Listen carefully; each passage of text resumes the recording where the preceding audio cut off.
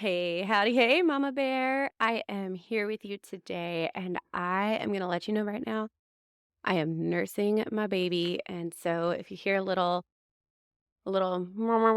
or baby babble in the background, that is why she's here. She's hanging out with me, and she is being a little needy, but that's okay. That's okay. She wants my arm around her. I did not have my arm around her. She wants my arm around her. She does this thing, and she just started this, like, a couple weeks ago, and it's so funny, where she slides her hand all the way up my sleeve while she's nursing, and none of my other babies have done that. It is so funny how each kid just kinda develops their own unique little thing. I'm Jaimie Zaki, IBCLC and Mama 5, and this is the Breastfeeding with Confidence podcast, where pregnant and new mothers learn how to prepare for and overcome breastfeeding challenges without being controlled by stress, fear, and anxiety. Each week, we'll answer your questions, share breastfeeding success stories, and inspire you to shut out the toxic whispers of the world and embrace your God-given intuition to make confident breastfeeding decisions. Let's dive in. All right, so today we are going to talk about the first latch, the importance of the first latch.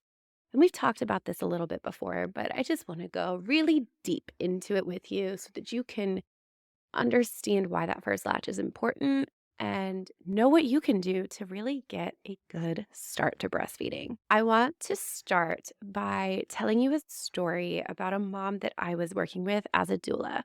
So, years ago, I was working as both a doula and a lactation consultant, and I was attending hospital births. And one of the moms that I was working with, um, she was at the hospital, obviously, and the nurse looked over and was like, "Oh, you're an IBCLC too," because my sweater said doula IBCLC. And she was like, "That's great because now I have somebody who can handle that first latch and I don't have to help." And I thought that was kind of like weird, but she was excited to have somebody who had the resources to help, and I could appreciate that. As a doula, that's what I did with all my clients, right? We prepared for birth, but we also prepared for breastfeeding, and I was there to help them with that first latch, and it's a big part of what doulas do as a doula IBCLC. It's absolutely a big part of the reason a lot of the moms I worked with hired me was so they had that extra specific breastfeeding support. So, this mom had an amazingly quick labor and went to go start that first latch, and it went okay. Um, the first latch was okay. Well, because her labor was so quick, I stuck around a little longer than I normally do, which means I went to the postpartum floor with her. And when we got settled into the postpartum unit, she was ready to nurse again. And before I even had a chance to speak or step in, there was a tech in the room. And she was like, I'll help you with that. And she grabbed the baby by the back of the head and said, "You just have to smush him on there and just smush that baby's head into mom's breast." And mom was very clearly uncomfortable. Baby was screaming, fighting, and thrashing, and it didn't go well. And the tech was just kind of like, "You just got to keep forcing her. She'll get it eventually." And that was so frustrating to me as a doula and as a lactation consultant for a few reasons. First, y'all, this was not a nurse, this was a tech. I started out as a CNA myself, so I have mad respect for CNAs, but they need to know their scope. And just because you're a CNA on the postpartum floor does not make you a breastfeeding expert, but you still have a lot of power. You still have perceived authority. And so if you're in that role, you need to be very cautious with the advice that you might be giving somebody. As a mom and as a patient, you need to know who is giving you advice. Just because somebody's on the postpartum unit doesn't mean they are qualified to be giving you feeding advice or medical advice. Not every server, tech, housekeeper is a breastfeeding expert. Unfortunately, it can become very easy for them to think they are since they are in that setting day after day.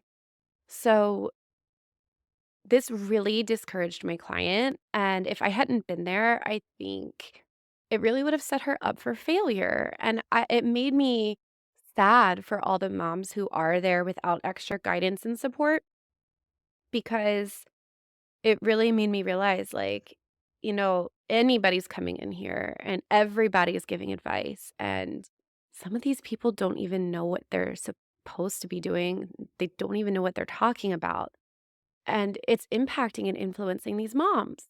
So she left the room, and actually, she didn't even leave the room. I did speak up while she was in the room about how we don't grab the back of baby's head. But when she left the room, I reassured the mom, like, I am so sorry she did that to you. You have the right to ask somebody what their qualifications are before they start helping you. You have the right to tell them no. No, they may not latch your baby for you. And they may not force your baby to do things. But all of that advice was so dangerous. And unfortunately, it's actually the really common advice that comes from nurses. This tech probably worked there for a while and saw tons of nurses doing that and figured that's exactly how you do it. And it's concerning. It's really concerning. So, I want to teach you a few things today about getting a really good first latch so that you can feel confident and not start out feeling so discouraged if your baby doesn't latch, because what we want to do is work with your baby. So, the first way that you can work with your baby is doing immediate skin to skin and supporting what is called the breast crawl. Now, the breast crawl is this amazing phenomenon that I actually have a video of inside of Latching with Confidence. But it is this amazing phenomenon where when a baby's born, if you lay them on the mother's abdomen and just let them be, they will crawl their way to the mother's breast, find the breast, and self attach. Now, it's a long process, and most of us don't have the patience for it. It includes, licking, sniffing, little crawls, wiggles, taking a nap, and starting over until they find the breast. But they can do it, and it's a real thing. I've seen it in real life. I've seen it in real births. It's amazing when it happens that way. But modern birth doesn't always support the breast crawl. So, what else can you do to make sure that you are working with your baby? Well, first of all, as long of an uninterrupted golden period as possible, golden hour, um, that period right after birth, you can do 2 hours, 3 hours, whatever feels right for you. As long as an uninterrupted skin to skin golden hour as possible is the first step to working with your baby's design. Um, Second of all, most people I know after they've given birth, they are told to sit straight up, cradle their baby into a cradle hold, and try to kind of smush them on the breast. And this works sometimes, but to be completely honest with you, it's not intuitive. It is not reflexive for baby, and it's really not what I recommend. So, what I see in home births is so different when we let mom just kind of figure it out. If they don't do the breast crawl, which, sometimes they do, sometimes they don't. Sometimes we just get really impatient with it. I struggle with that myself. Um, what I do find really works well is these moms will intuitively do a side lying position. They'll bring their baby close and either be laying on their back in a laid back position or roll to the side and be in a side lying position for the first feeding. And they work with their baby to help find the breast and let their baby self attach using an extended jaw and letting their baby do the work, letting their baby kind of figure out where the breast is, lick it, and let their reflexes fire and cue them to feed and then attach. When I see feeding go in this order versus sitting up straight, getting in a cradle hold, and smushing them on, moms report a more comfortable latch. A lot of times they don't feel like they need 97 hands.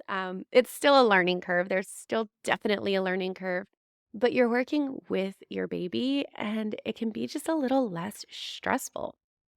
So if you are giving birth in the hospital and you want to emulate this same kind of process, go ahead and feel free to lay back, roll over onto your side, make the bed flat, not straight up and down.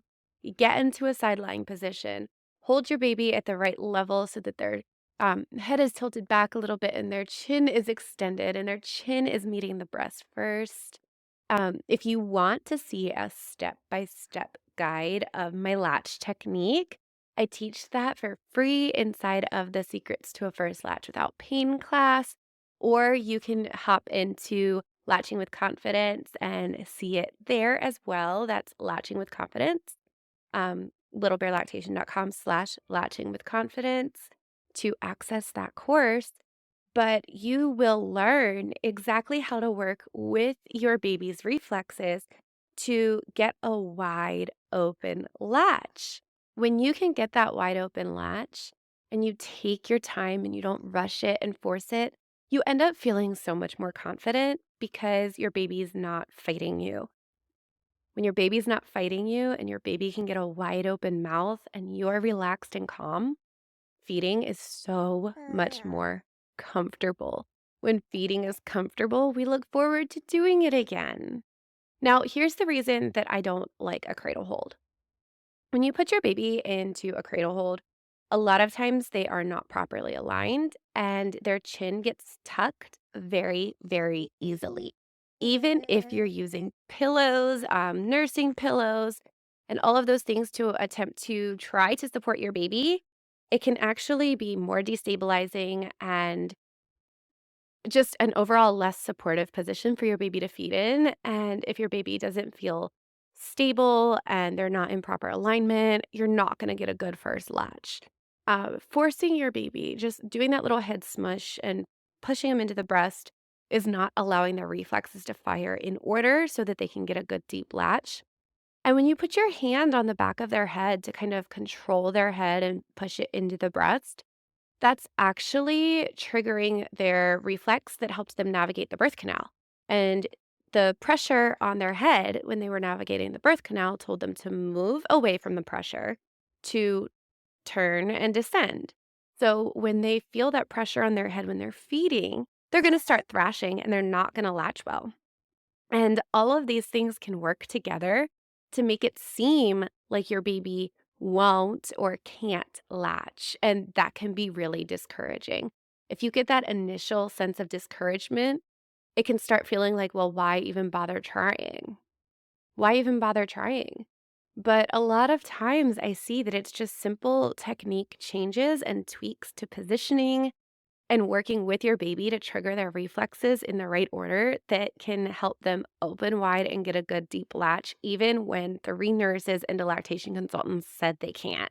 If you have any questions or need any support, please feel free to reach out to me at littlebearlactation.com, where you can find classes, book consults, and check out my blog for more breastfeeding inspiration and support.